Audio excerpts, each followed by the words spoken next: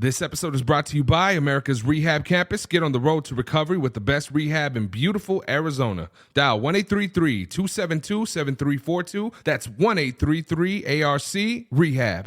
Ladies and gentlemen, you are now tuned in to the Archer.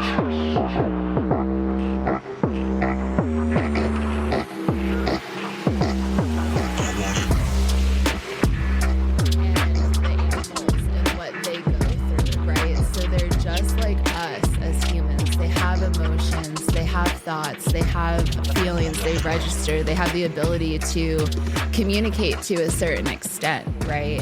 And so when they're in these environments where they're not being treated properly, where they're being abused, where they're living in squalor, they may not know any different, but they're wrapped in this energy of depression. And so they also secrete the hormones. That's and then we turn around and then we consume them, and they're suffering with depression and anxiety.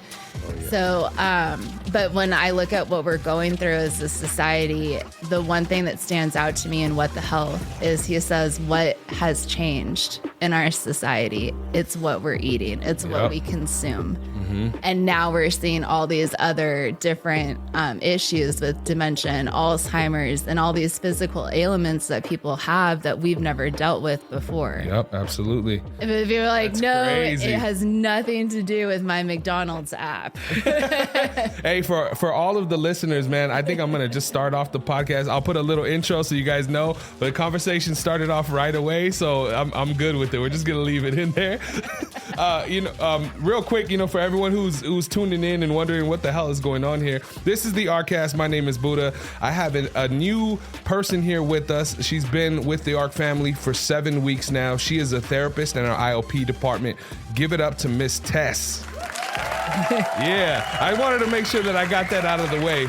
Yeah, we started talking about health. She was telling me about, she's got a testimony, which is why she's working in this field, helping change lives every single day. And we started talking about health and wellness and dieting and all those types of things. And we just kind of got into the conversation. One of the things that tripped me out, though, when talking about like meat and stuff like that, is that doctor says because my brother's a vegan, right?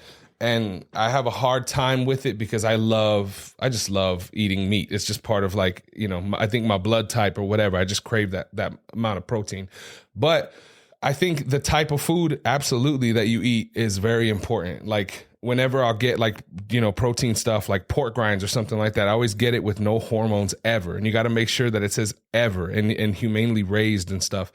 And then even with the beef, grass-finished, grass-fed beef, things like that. I really try because, like you said, all of those ailments that we're getting, the hypertension, high blood pressure, diabetes, dementia, heart attacks, cancers. All of these things, it's all from what we're putting into our mouth. Yes, 100%. And so I suppose I should start out by saying I'm not a doctor.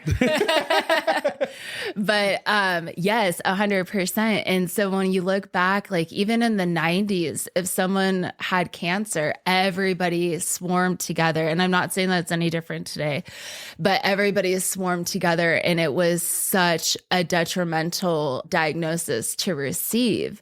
Whereas today it's so common. It's so much more common to hear people say, well, I have cancer. This is where it came from, blah, blah, blah. And so when we look at, yes, it has to do with the things that we're eating, our lack of exercise, the processed foods that we're consuming. I don't know a whole lot about ingredients, but I do know that I can't pronounce a lot of them. Yep. And we have no idea what chemicals we are putting into our bodies. And then it affects our mental health and our ability to function, our ability to get through day-to-day tasks and concentrate on what it is that we need to. Mm-hmm. So that's why I go through these phases where I try to figure out what it is I need to focus on. So when looking at that app that I downloaded yesterday for sleep, it was just to make sure that I'm able to function, that I am checking all of my boxes. I was a vegetarian for 3 years and I fell into some knowledge And I was adopted, and I found out that my birth family is Alaskan Native. And just one generation ago, my entire lineage has been on an island in Alaska. And so I found out that I do genetically need to have meat in my diet in order to function. So I found that out through blood work and then the research that I was doing, and then finding my family, which is a whole nother story. I think that's freaking cool, dude. Like, one of the things that she said earlier, if you guys paid attention, what she was saying as a therapist, there's actually a code of ethics that they have to, a standard that they have to live by, being healthy, mind, spirit, body, all of these types of things. Yes. And it makes perfect sense. I've never heard anybody say that before. And, huge round of applause to you for actually living that way. I think that is super badass that you do that. Thank you. That's really, really cool, man. I mean, it's been a journey. A little bit of about my background is kind of the same type of thing. Like, I've tried to learn over the years of like different things that my body needs, different things I know that I have to stay away from. It all has to do with the genetics and the blood type. It's very, very important. Have you seen that book about the blood types and like the foods for the different blood types? No, I haven't. I'll have to look into that, because all of these things hold little pieces of information. So everybody is different. The way that our bodies function is completely different. And if we can take the time to investigate all these other little areas of our health, such as our blood work and our DNA, how we feel after we eat, like journaling, how you feel after you eat something is really important, especially when breaking from the things that you love that you know aren't good for you. Yeah. Because anything that you do in excess eventually isn't going to work out. So yeah, no, for sure. For sure. So you may be able to pound down a chocolate bar and feel good about it, but if you continue that behavior and then you increase the chocolate bars, eventually that's going to make you sick. Yeah. And one of the ways that my body speaks to me that I discovered through, and this is years of like learning how to listen to my body. Yeah. But I noticed that I personally get almost an allergic reaction when I start eating in excess, but it's very minimal. So my nose will start to get runny, and it's not like runny, but I'll notice myself being like while I'm eating. And so it's not like it's excessive or anything, but that's my first indication that my body is reacting to an excessive amount of something. Or when you start to yawn, or my eyes will kind of water up, like I might not tear or anything, but I'll start to water. And I realize that my body's having a reaction because I've had too many carbs or too much sugar. Yeah. And then I need to stop. So that's great. That's cool though, man. I mean, I think that's a really cool trait of being able to really identify and listen to what your body is telling you, especially because I know so many people who don't do that. Most people are just like, oh, I'm eating this, I'm doing this, like just with everything, like making sure that you're doing the right thing. I don't know if that makes sense, but like just being in tune is such an important thing, And do you meditate and stuff like that too? I do. Yeah. Yeah, I do meditation and journaling. And I would like to say too that none of these things that I do or have done or have been doing is always consistent. And I think that's really important to say that it's not like, yes, I meditate. Yes, I eat healthy. Yes, I journal. Yes, I drink water, but it's not always 100%. And we have to give ourselves that grace to know that we're going to have our days where we're doing really good on eating healthy and drinking lots of water. And we're going to have our months or weeks where we've meditated daily, but we're also going to have our times where it's okay to take a pass. Yeah, absolutely. But yes, I do meditate daily. That's awesome. That's a fine balance. Most definitely. It's a fine balance. I'm listening to all of these incredible things, who you are today and what you're doing here. And it's a huge blessing to have you as a part of the ARC family. Thank you. But it's so interesting to me. And it's crazy to think that you were, you said that you've been in recovery for 5 years now, over 5 years. That's awesome. So do you mind if we go into your story a little bit? Let's so everyone can, because I'm so curious to kind of know. So, okay, Miss Tess, where are you from? Are you from Tucson? I'm from Anchorage, Alaska. Alaska. Yes. Born and raised. Born and raised. And I know you said that you were adopted.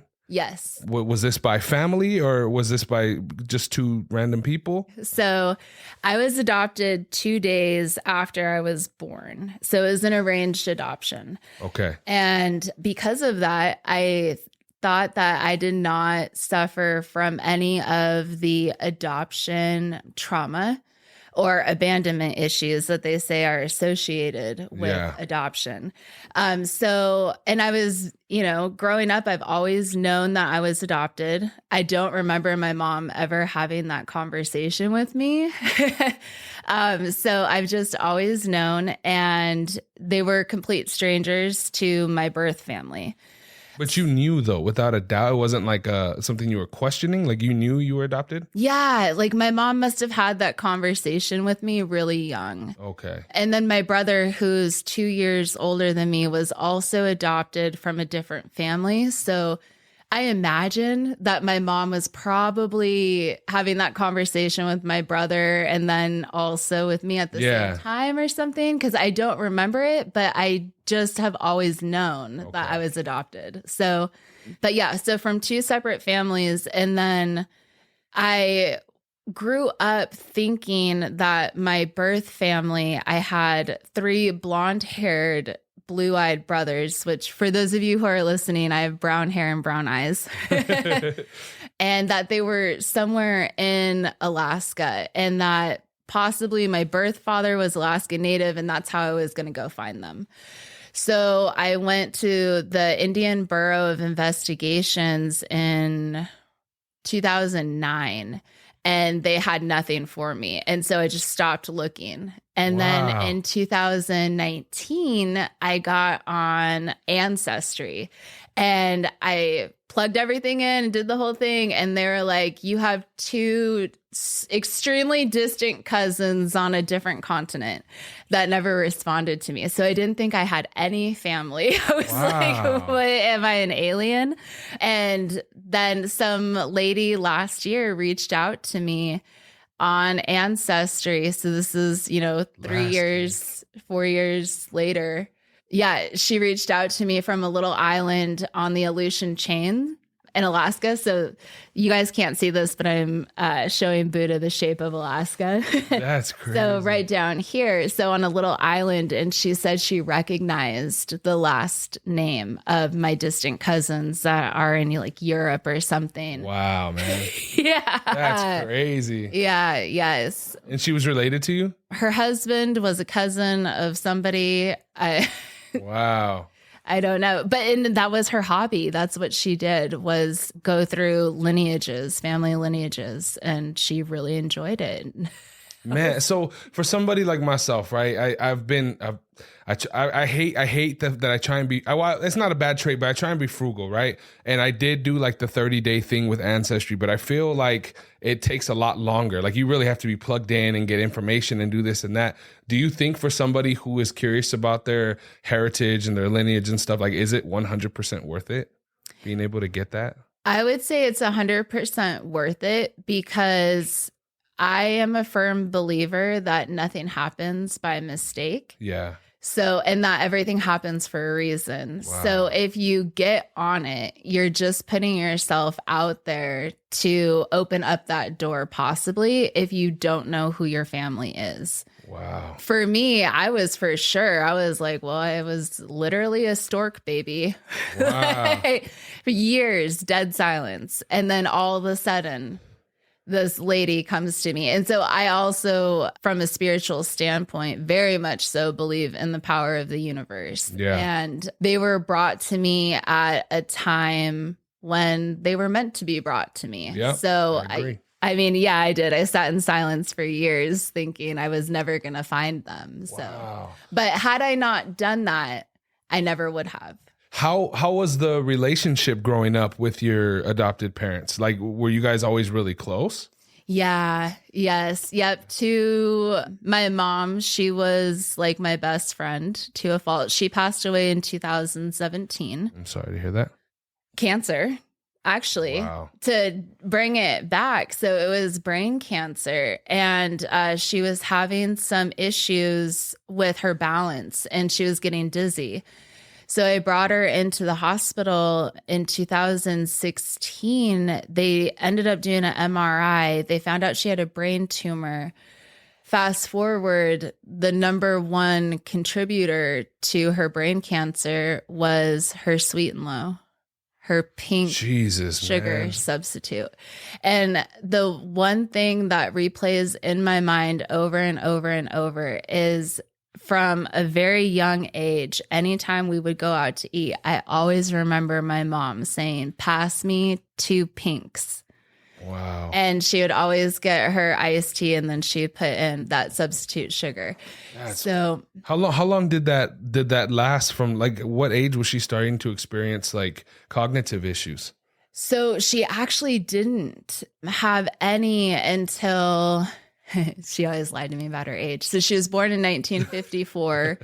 It was probably December of 2015 was when she started noticing some dizziness. Yeah. Poor thing, man. Yeah. I would say between December and like April of 2015. And then in 2016 was when, but it was nothing was that detrimental. You know, it was just kind of like you'd stand up and then be a little dizzy or whatever. So there's nothing that was really alarming until she had just completely fallen. And that's when she said, "Tess, I need to go to the hospital." So when they did her MRI, they thought she had 2 brain tumors. They got her into surgery the next morning. They found out that it was 1 brain tumor that went underneath the brain tissue and came back out. So they were not going to be able to get everything without increasing the risk of death. So So they told her she had a 1.5 years to live. She came out of surgery fully paralyzed on the right side of her body. And to me, this is really important. When my mom got that diagnosis of they gave her 1 year. They gave her 1 year to live. And for that first 3 months after she got that diagnosis, her outlook on the world completely changed. Her perception went from this depressive state into gratitude. You know, like we would be at the park sitting on the bench and my mom would be like, "The grass is so green. Those children are so happy." Like really noticing the details of things that she realized that she was going to lose, you know? Wow. So she ended up living 3 months longer than they had expected her to. And we had spoke with the doctors after she passed, and they said that they didn't even expect her to actually make it to a year.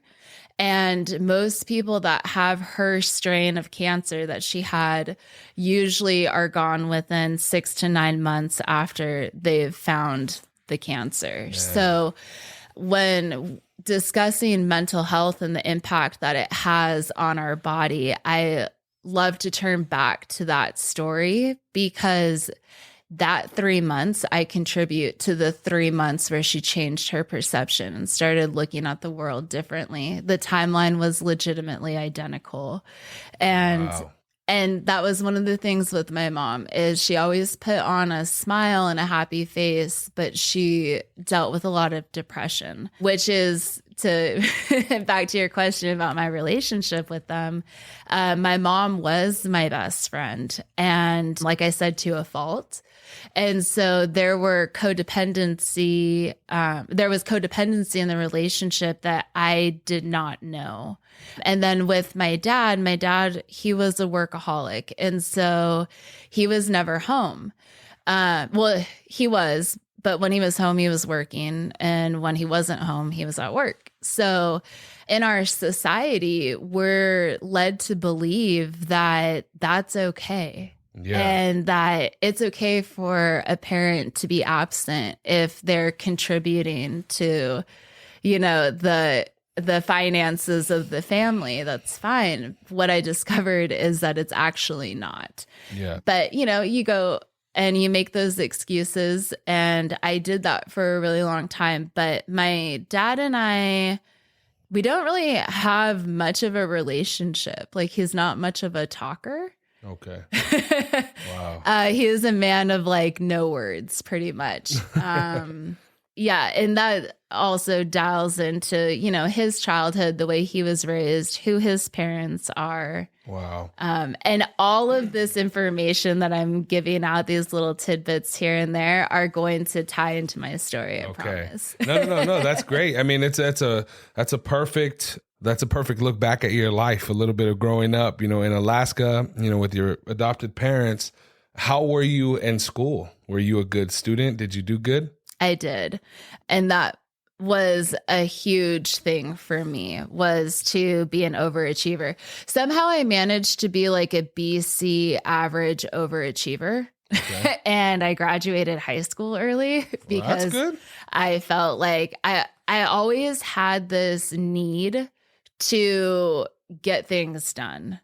And so that dials down into perfectionism. So where does that come from? And it comes from my dad's side of the family and their values and their belief system.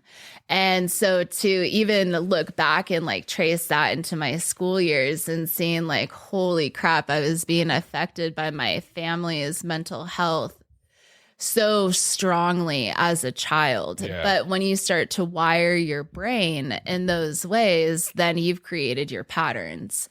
And so I did as a kid. I always had to finish everything I started. I cannot say that I was the best at everything I did.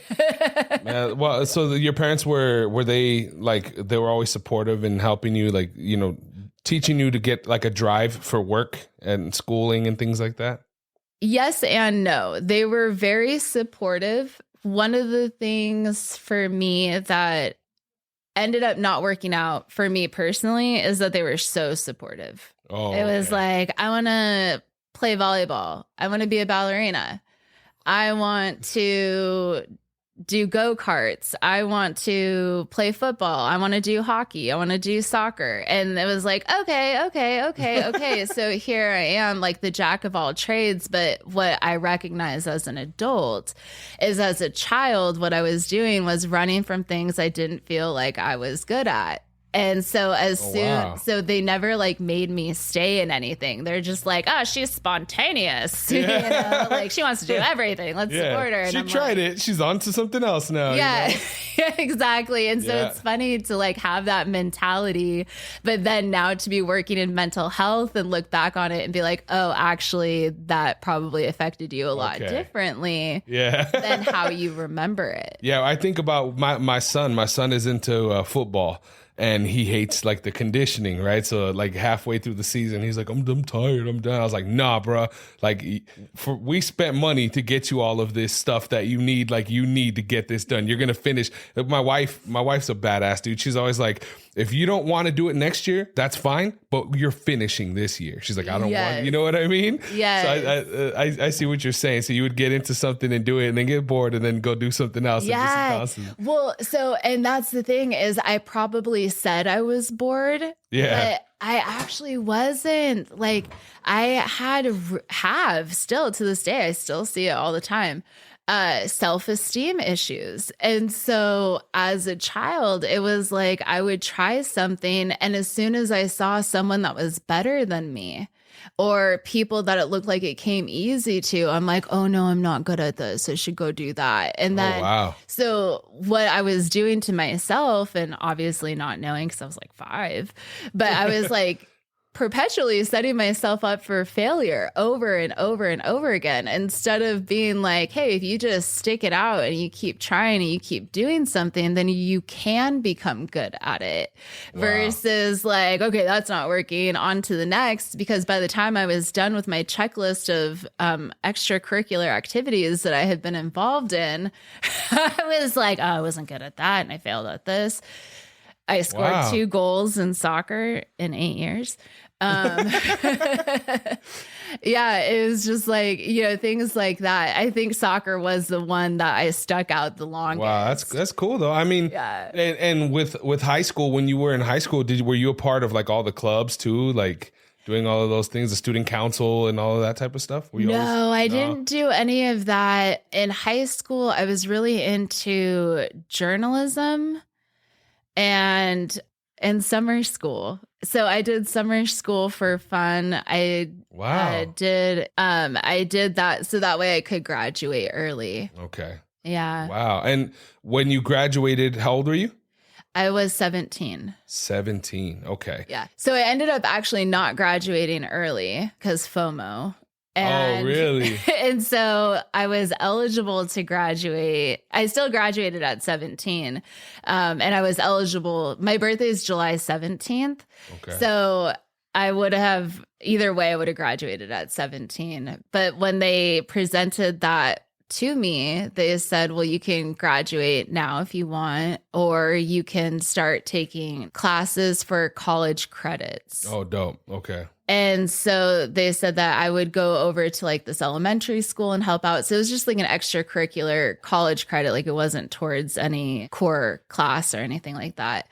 But so I realized that I wasn't going to have anything to do. My friends were all going to be in class and that I wasn't going to be a part of, well, I guess I would have been a part of their graduation, but I wasn't going to like really be a part of like that, that energy of graduation. So I got to being able to graduate early. Then I caught FOMO and Wow.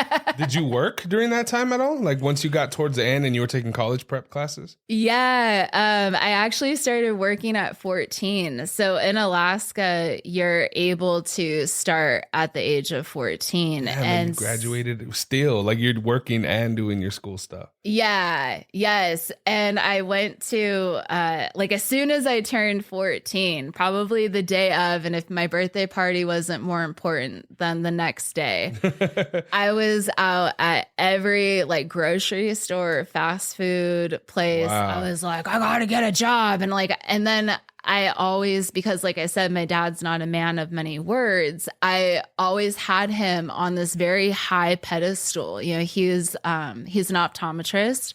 He had his own practice. He spoke rarely. He was very successful. So I had him like way up there, like right next to Jesus, Yeah. So as soon as I grab all these applications, I like run straight to my dad and I'm like, I'm going to get a job, Dad. And he's like, no, you're not.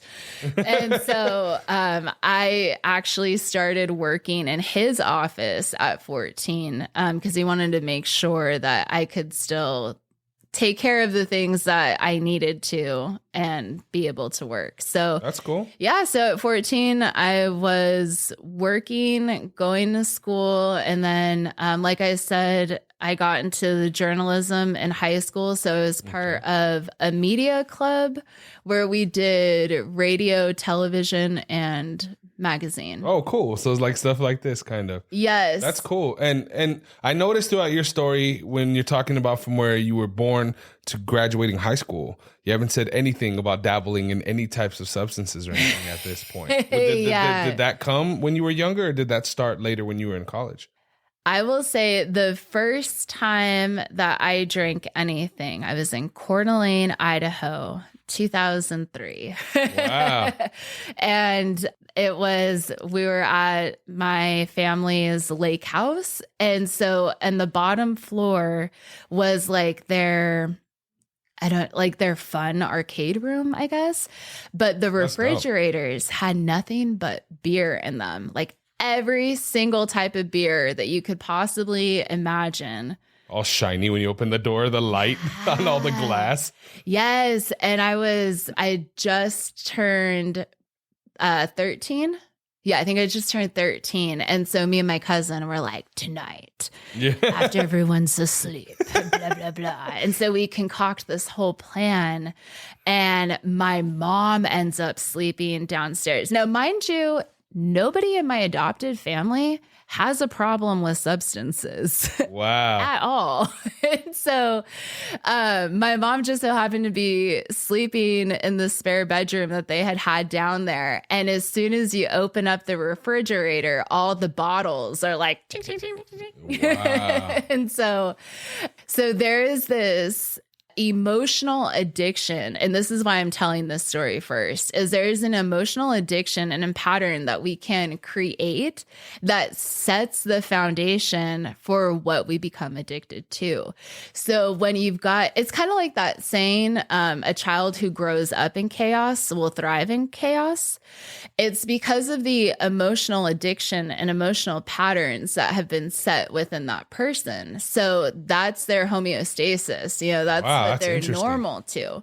But for me, this was something that was abnormal. So again, my mom has always been my best friend. And now I'm doing something like feet away from her and it's loud and noisy. And so I've got these like that intense emotion of like, am I going to get caught? Like, am I going to get away with this? And that build up, like it just takes over your body. And then like, we're like grabbing 2 of each one, like 2 Heineken, 2 Bud Light, 2 Budweiser. Wow. I mean, 2 Coors, and like we're going through the whole thing. We even had Mickey's. Mixing drinks. God, it was horrible, horrible.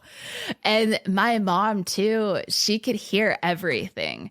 So as a kid, I loved to read, and she would come into my room and she would be like, I hear you turning the pages of your book. You better stop it, Tess. Oh, man. And like, I would literally be hidden. And of course, she probably, now that I say this out loud, she probably was just a mom that knew that I hadn't put my book down. Not that she could actually hear me turning my pages. But I wouldn't put it past her if she could, because the things that woman heard were incredible. So anyway, so now we're in this moment. We're grabbing 2 of everything. It's me and my cousin. Never had even a drop of alcohol or beer, anything in my entire life. I've never seen anybody drunk ever in my entire life. And we got everything into our pockets and we got upstairs to the 3rd story. And it was like, like we got away with it. Wow.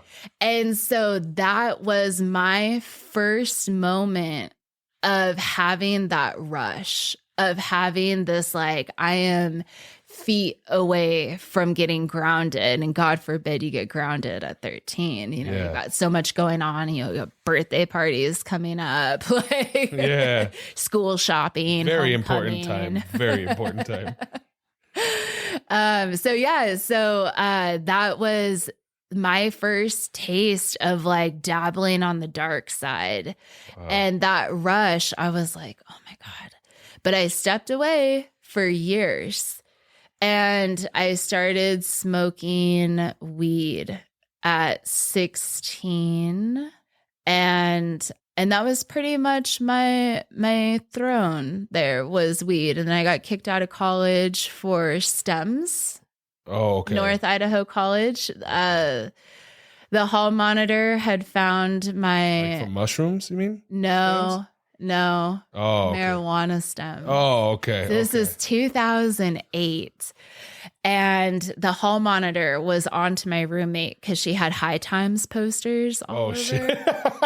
And she was always high. Promoting it. Oh, man. Yeah, always. And then of course I contributed because I went and got a white table where everyone could write and sign and like tag it whenever they came into our dorm room.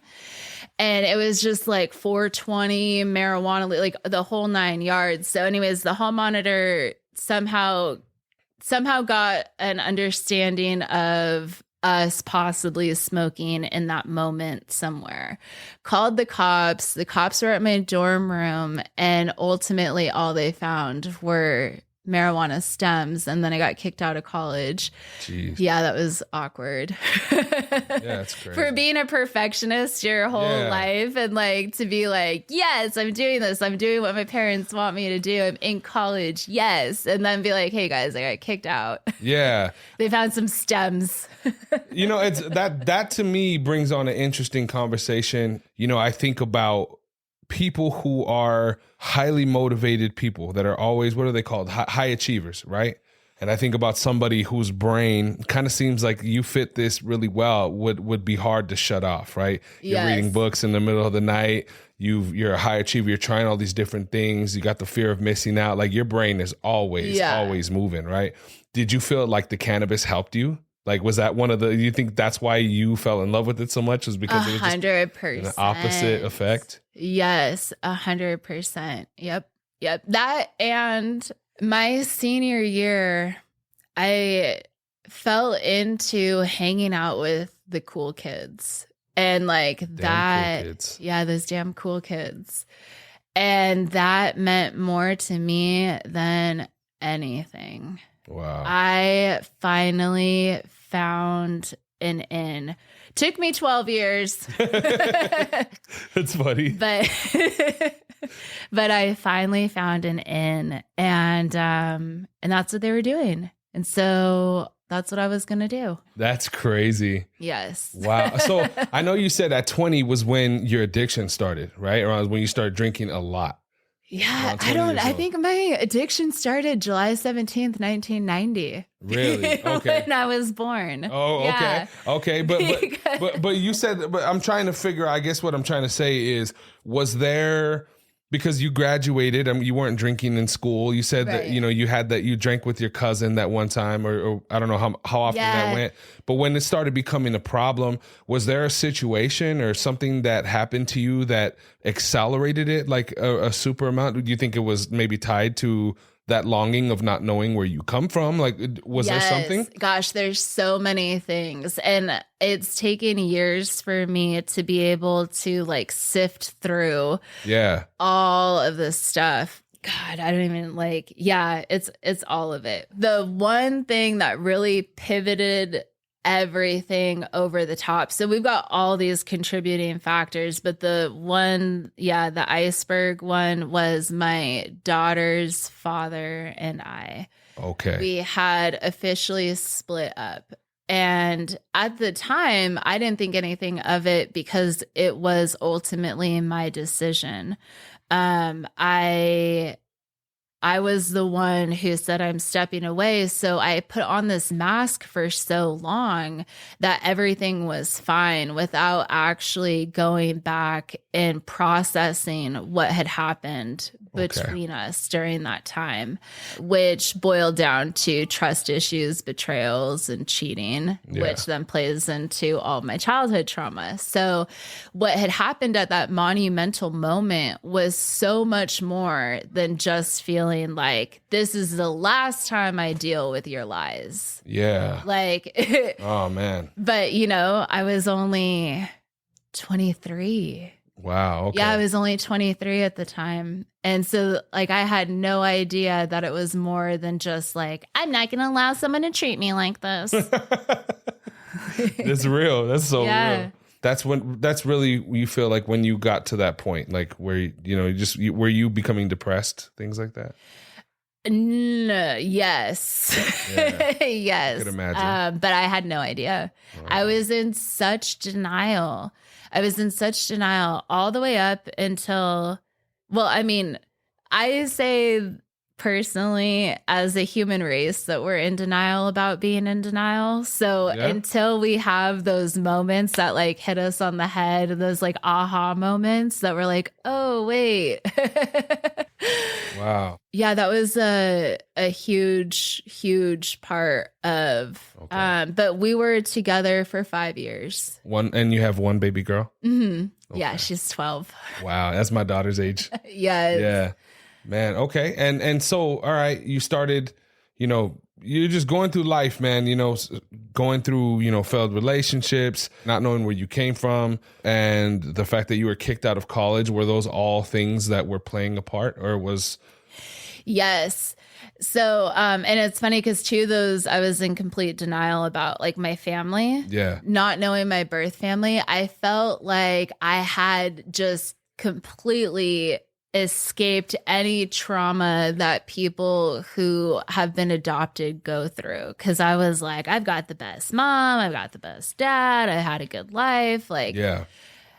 I couldn't want for anything else. And one of the things that made me really realize that I have to pay attention not only to the childhood trauma of the family that I was raised in, but also the genetic side of everything, the nature versus nurture. And my birth mom put me up for adoption. And my whole childhood, I had this fear of being left with my adoptive mom. So I used to not want to go back to school clothes shopping and have too many clothes to try on at once because I felt like my mom was going to leave me. I didn't like using public restrooms because I felt like my family was going to leave me. Wow. One time they took me to Disneyland. And gosh, what was it? The Tower of Terror. Oh, man. Gosh, I couldn't do it. I couldn't do any of the rides. It's the only ride I've never done. It's the only ride over there. I'm afraid of that stupid ride. And so I was just like 8 years old and I was sitting out on a bench and I was waiting for my family. So this is like Disneyland 1998 and it's still just like flipping packed, right? And there's all these people and the lines are an easy hour at that point in time. Like I can't even imagine what they are today. And so I'm sitting out there and the whole entire time I'm waiting for my family, I'm thinking that they've left me in Disneyland. Like that is the one ruminating thought. I even started crying. I sat next to a Hispanic family so that way I wouldn't get abducted or kidnapped because that was my next fear was that I was going to get kidnapped. So I sat next to them to pretend like I was a part of their family and I was just crying. Security came and got me and we just had to sit there and wait for my family to get off the ride. And so as an adult, I'm like, where did that thought process come from? Yeah. Well, when I was in my birth mom's stomach, the entire time, she was planning on figuring out how to get rid of me. So that's you really, that's the connection. That's so interesting. Yeah. Yes. Wow. So to play in on our genetics and how they really do affect us. Now, also my entire birth family, they're all addicted. They're all addicted to a substance or gambling. Man. What is that one show on TV with that dysfunctional family? Modern Family? Shameless. Shameless. Okay. Yes. Okay. It was my birth family. And I'm like, oh my God, you are my people. Wow. That's crazy, dude. Yeah. So that thought, that is such a unique concept for me because it goes back to what you said about the animals being depressed. Like that's what it makes me think about. Yes. So you're saying that constant thought and fear of what am I going to do with this little girl or this baby, whatever it is that comes out of me. I can't keep her. I got to get rid of her. Yeah. I just can't. Having those conversations, always thinking about that, dwelling on it. I'm sure there was a sense of, insecurity and fear and having to go through, process that as a mother, having to give up your child or needing to give up your child.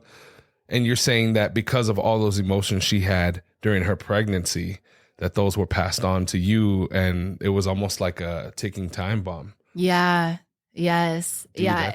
That's incredible. It really is. It's crazy to like look at that and think. And I have 4 older siblings and 2 younger from my birth family. So she had 4. So you found your birth family, like you found your actual parents? Yeah. Wow. Well, we don't know who my birth father is.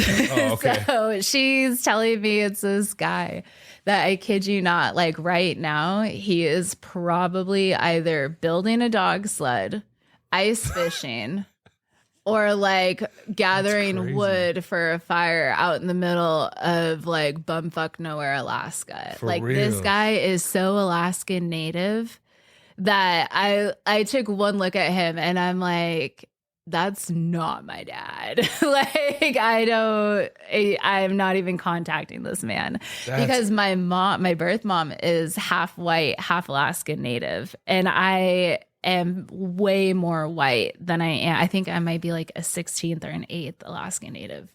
You saw a picture of somebody that was supposedly your father? Yeah, I could show you. That's crazy. I want to see. That's nuts. Wow. Like, this guy is not my dad. I picture like snow. I picture like an Eskimo, but like a scary ass Eskimo person. Yes. Pretty much. Oh gosh, let me think. I'll think of his name, and I want to say it's like Carl or Paul. Oh my, that's crazy. So you met your birth mom too? Yes. She is so different from me. It's crazy. Like, she sat me down and was like, she gave me this talk about like, I am who I am and people don't like me and that's fine and blah, blah, blah. And I say what I want to say and I do what I want to do. But it was like so aggressive. Like, I can't even like interpret her.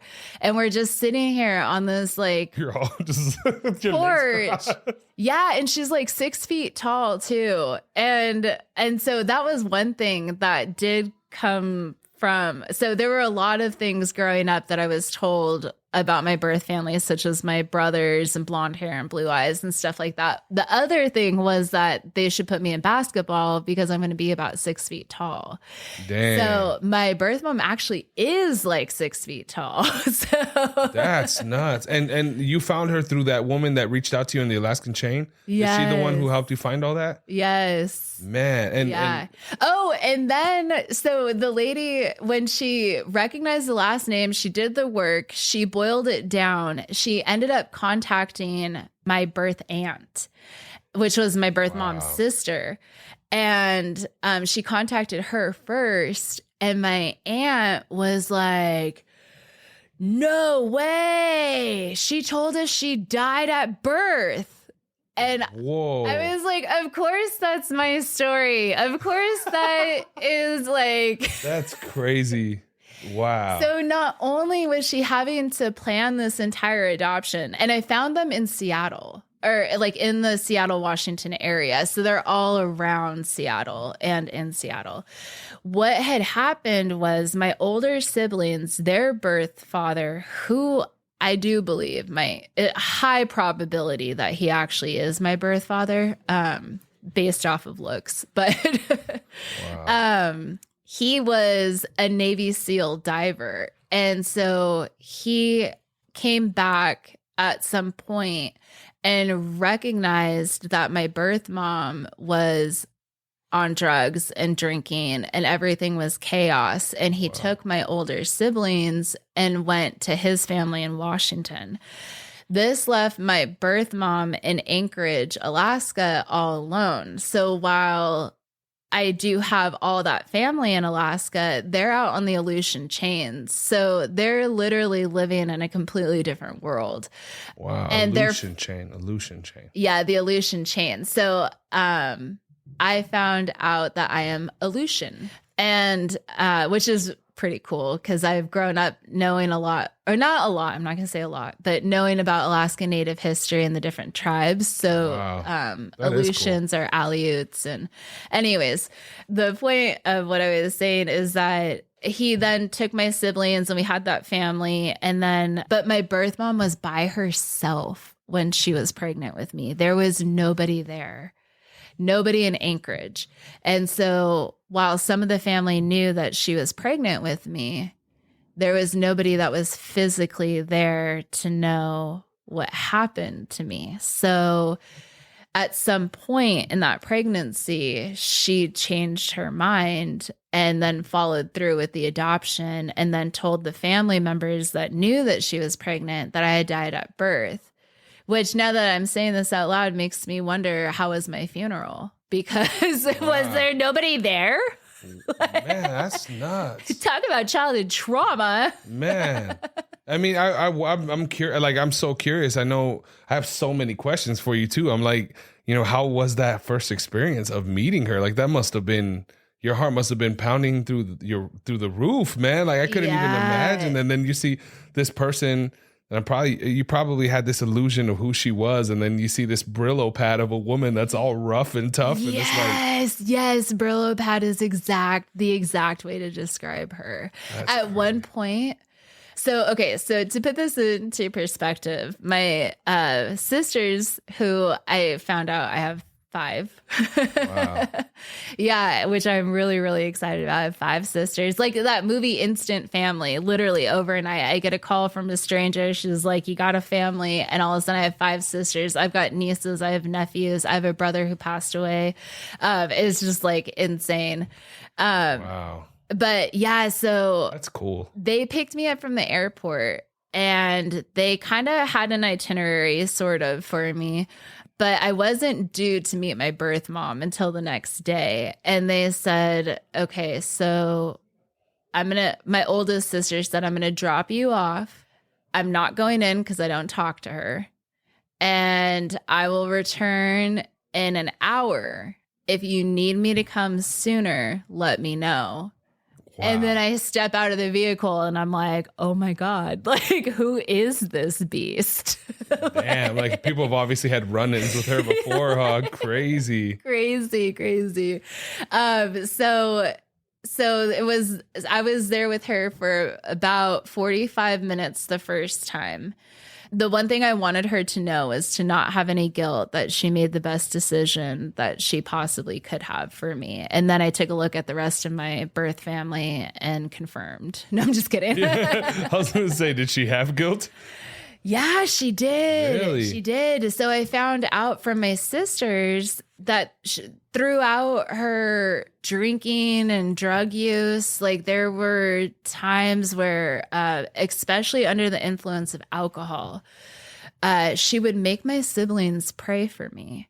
And so they had heard my name, Tess, before, which is really weird because she wasn't the one that named me either. So there must have been some communications after I was born. But anyways. That's so interesting. Wow. Yeah. That's so interesting, man.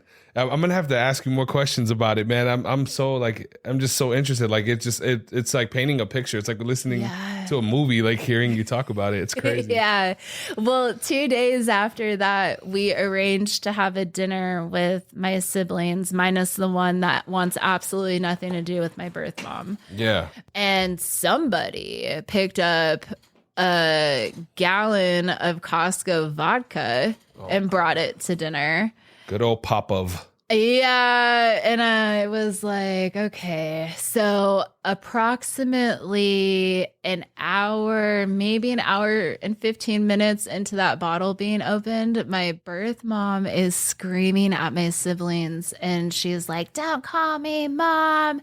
I should have given you all up for adoption. I was just like, oh my God. I was like, I was the DD. I was like, we have got to go. I was like, I cannot condone this. Like nieces and nephews. I mean, the literal amount of chaos that happened in that 30 minutes of trying to get out of that situation gave me just the littlest snapshot of what my siblings grew up with. Jeez, man. And you probably, just the same way that your mother had that gratitude before she passed, looking at the grass and things, you probably had so much more gratitude. I wouldn't be sitting here. Dude, right that's now. incredible. That's an incredible story, though. Like hearing that, and you haven't seen her since.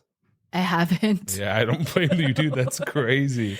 No, it was a good experience to meet them, but one of my adoptive family members had told me when I originally went out searching for them is that everything happens for a reason. So if you've been placed up for adoption and you don't know your birth family, then maybe you should leave it that way.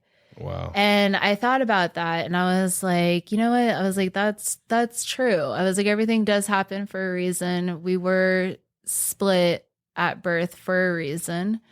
But also at the same time, I showed up at the time I was living in California. I came to visit a friend in Arizona. And that night, her mom was like, hey, I've got an extra DNA kit if you want one. And it's so weird. Like, nobody has an extra DNA kit. Like, so I felt like in that moment that I had to do it. Yeah. Like, That's funny. what are the chances? You just have one laying around, an extra DNA kit. Yes. And so then I set up this whole plan. I was like, we're going to do like a videography of it. And like, we're going to record everything. And so, like I said, it's like 2019, right? And so I've got like me and my DNA kit and like tracking my journey. And so it's like, there's this whole intro all the way up to me dropping it off. I literally have like a video of me like putting it into the USPS Dropbox, and then that's it. It is dead silence. The next scene is you coming off the plane. Yep, just came back. I'm not going back again. Oh man, wow, that's blowing me away just to think about like the fact that you did all of that research and stuff. Going back, man, it's even weird going back because I'm so interested in asking you all these questions about that.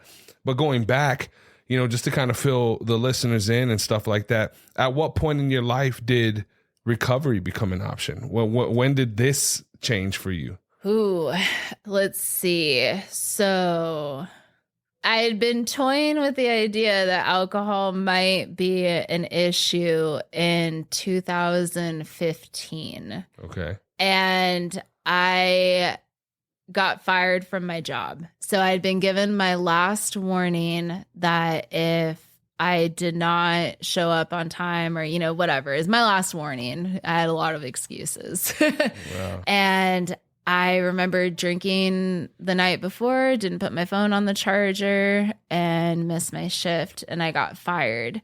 And immediately, this is where the perfectionist in me comes in. Immediately, I have to remedy this situation like the White House PR, you know, and I'm like, oh God, you know. I'm not fired. I'm going to figure this out. Yeah. I'm like, I'm going to take the next best step in life, and that's to take care of my mom. And I'm like, I call my dad. I'm like, I quit my job because I got to take care of mom and blah, blah, blah, you know, and I'm putting on this whole facade of like what's really going on. And at that time, my mom was going through chemo and radiation, and she never wanted to do anything. And so she is paralyzed on the right side of her body. She had a chair similar to this that she was pretty much in. And so I would take her to her appointments. By this time, I already had one DUI. So I remember being very strict in my mind that I would not drink if I had to take her to an appointment. She didn't have very many appointments and she didn't want to do anything. So I filled all of my time with drinking. Wow. I got arrested so many times in Alaska within like 6 or 7 months that I already had that rapport with the police department. And my final straw, or not my final straw, but when recovery actually became an option for me, I had some friends that I had met in the rooms because my other friend had a problem. So I'd go to meetings with her because she was struggling with meth. I didn't have a problem. So, So I had invited them over. Apparently they were not doing well either. But our kids had gotten along when we were at the meeting. And so I had invited them over, and I'm over here taking shooters in the bathroom, or probably wasn't. I never commit to shooters. It was always a bottle. Wow. So I'm over here with my bottle in the bathroom trying to be all incognito because I'm hanging out with people from recovery. Only to find out that they're not so straight edge themselves either. And we end up playing games and drinking, and they're using and all kinds of stuff till about 4 or 5 o'clock in the morning. And I felt like I was a good parent if my child or any of the children that were in the vicinity were fed, entertained, you know, had something to entertain them, and that there were adults around. And to me, at the time, I hate admitting this still to this day, at the time, that was my checklist. And I wouldn't have ever even been able to admit that that was my checklist, but that was my checklist. And so it was once all of that was taken care of. The kids were fed, bathed, this, that, the other, blah, blah, blah. Movies on, they're in bed, and now it's like balls to the walls. But mind you, it was drinking all along. It just got crazy after that. And so we were up till 4 or 5 o'clock in the morning. And the next day I wake up early. I think I'm awake for about 4 hours, and someone shows up with a water bottle full of Captain. I'm totally unemployable at this point in time, and I'm afraid that if I don't drink as much of this Captain as I can before they leave, then I'm not going to have as much alcohol in my system as I prefer to have, which is a ridiculous amount. Yeah. What I did, because I had only been awake for 4 hours, was reignite an entire night of drinking. My friend left. I knew that it was time that my daughter go down for a nap. I put on a movie with her, and I'm just totally lost. I put on a movie and I pass out. I wake up to another one of my friends having come over, and he's like, Tess, get up, get up. He's like, your front door was open. Aaliyah's not here. And holy shit. And I was like, what the fuck? You know? And so I get up. I mean, I'm not looking at the time. And mind you, it's Alaska, so the sun doesn't always set. That's nuts, man. Yeah, that's a whole different world right there. Yeah. It's talk about being drunk and having the cops ask you what time it is. And it's like midnight, but it looks like 2 p.m. and you have no idea. Wow. Yeah. So we ran around. I went to the parks that I would take my daughter to that were in walking distance. We were around the neighborhood, knocking on doors, got my mom, my dad, my brother, his girlfriend, my friend, the neighbors, everybody involved. Nobody is turning up anything. I said, we have to call the cops. And I'm still probably would have blown like a 0.35 at this point in time. And that was normal for me. Like if I blew a 0.2 on a breathalyzer, I was like, we're having a bad day. Wow. I don't know who's 0.2 around here, but it's not going to be me. So the cops show up. They're tearing apart my house. I mean, flipping furniture, all kinds of stuff. I'm just in like full blown panic. I'm freaking out. I'm screaming every response to every question. I'm crying. My mom's like, you need to calm down. And I'm like, ah! Oh, man. So she was taken from me that night. My friend called while the police were there and said, should I bring Aaliyah back? My friend called my dad. And at that point in time in my life, I was so drunk, I didn't really have a stable phone. And so sometimes I'd be using my dad, sometimes I'd be using my mom, sometimes I would have one, you know? Yeah. So she reached out to my dad. And at this point, an Amber Alert has already gone out. And it's all over Facebook. Somehow she didn't see it, but she really didn't. And so I guess she had shown up shortly after I had put that movie on to my house. And she had told me, and I do remember her telling me that she was going to stop by. And so when she stopped by, I was passed out, blacked out. Aaliyah wasn't. And she knocked on the door. Aaliyah opened up the door, and they couldn't wake me.